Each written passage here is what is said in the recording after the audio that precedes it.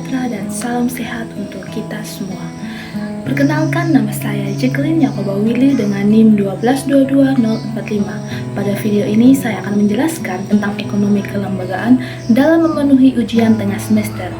Pada pertemuan 1 dengan materi Why Institution Matters, mengapa kelembagaan itu penting. Materi ini membahas pentingnya lembaga dan kelembagaan dalam ekonomi.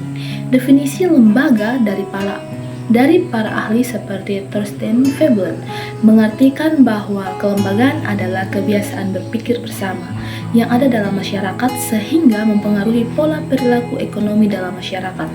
Veblen juga menekankan bahwa kebiasaan dan budaya membentuk keputusan ekonomi individu. Dan yang kedua adalah Douglas North yang mengartikan bahwa lembaga merupakan aturan main formal atau informal. Yang ketiga adalah Richard Scott yang mengartikan bahwa kelembagaan terdiri dari 3 pilar, yaitu regulatif yang merujuk pada aturan yang formal dan hukum. Kedua, normatif, yaitu yang mencakup norma sosial. Ketiga, kognitif, yaitu meliputi cara berpikir dan asumsi yang diterima secara luas dan masyarakat. Dan yang terakhir, Oliver Wilson yang mengartikan kelembagaan merupakan aturan tata kelola yang mengatur ekonomi. Kelembagaan berfungsi sebagai ketidakpastian, menjaga ketertiban, dan mengatur perilaku ekonomi. Bentuk lembaga mencakup formal, hukum, dan informasi atau norma, serta jenis lembaga sosial seperti keluarga, pendidikan, dan ekonomi. Pada pertemuan yang kedua yaitu Institutional Perspective in Social Sciences. Fokus pada perspektif kelembagaan dalam ilmu sosial. Definisi lembaga sebagai aturan atau norma yang membentuk interaksi sosial. Keterkaitan dengan isu sosial seperti ketimpangan, kebijakan publik, konflik, gender, ketahanan pangan, inovasi, sumber daya alam, dan ketahanan sosial. Signifikansi kelembagaan di masa depan termasuk adaptasi terhadap teknologi, globalisasi, dan perubahan iklim dengan tantangan seperti kompleksitas dan inovasi tata kelola.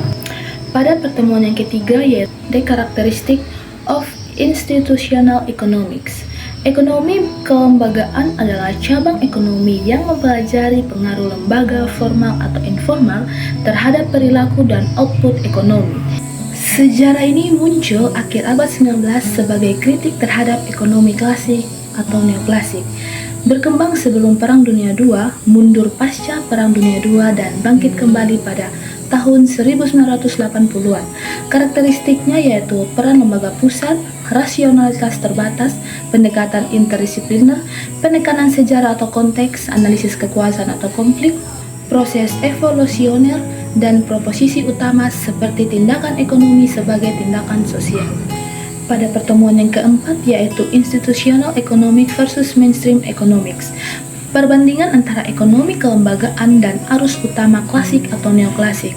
Perbedaan ini yaitu pelaku ekonomi atau sosial versus rasional mandiri, tindakan ekonomi atau rasional atau tradisional spekulas versus rasional sempurna, hambatan atau lembaga versus kelangkaan atau informasi asimetris, hubungan ekonomi masyarakat atau terkait erat versus terpisah, peran pasar atau salah satu lembaga versus mekanisme efisien, dan tujuan analisis atau deskripsi atau ekspansi versus prediktif.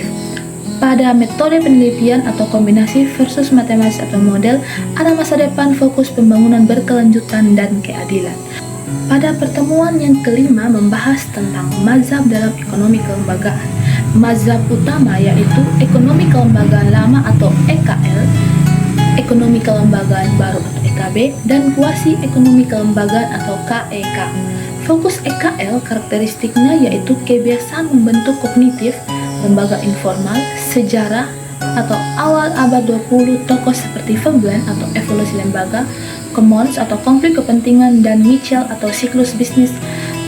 Teori EKL, evolusi lembaga sebagai proses adaptif kebiasaan. Pada pertemuan 6 membahas tentang mazhab ekonomi kelembagaan baru. Konteks sejarah ekonomi kelembagaan baru muncul pada tahun 1980-an sebagai perluasan ekonomi dengan fokus sosial atau lembaga. Fokus ini pentingnya kelembagaan dalam perilaku ekonomi, asumsi, rasionalitas terbatas. Tokohnya adalah Masahiko Oaki atau analisis komparatif, Avner Grave atau permainan berulang, Daron Acemoglu atau ekonomi politik. Teori utama, teori biaya transaksi atau biaya langsung atau variabel, mencakup informasi, koordinasi penegakan, hubungan timbal balik transaksi komoditas atau kelembagaan untuk efisiensi. Pada pertemuan 7, mazhab kuasi ekonomi kelembagaan. Kuasi ekonomi kelembagaan dianggap sebagai bagian dari perspektif kelembagaan karena dipengaruhi oleh Veblen, Tocqueville, Schumpeter, Maitre, Galbraith, Hajunjang.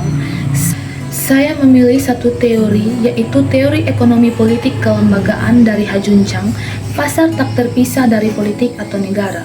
Kelembagaan memengaruhi motivasi individu dan evolusi ekonomi terkait dimensi politik, misalnya legitimasi objek perdagangan ditentukan kelembagaan.